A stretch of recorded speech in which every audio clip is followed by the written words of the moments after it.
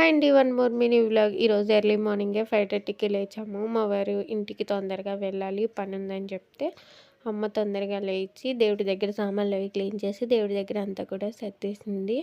Tiffin కూడా ఇడ్లీ వేసేసింది. నేనేమో దోశలు అయితే వేస్తున్నాను. చట్నీ ఏమో పుట్నాలు అలానే పచ్చిశనగపప్పు వేసి చట్నీ అయితే చేస్తుంది.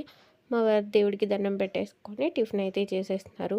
మా ఇంటి దగ్గర ఇప్పుడు మళ్ళీ సొరకాయలు అలానే నూనె బీరకాయలు కూడా కాస్తున్నాయి. నార్మల్ బీరకాయలు పాదు కూడా పెట్టారు, కానీ అవి ఇంకా కాయట్లేదు.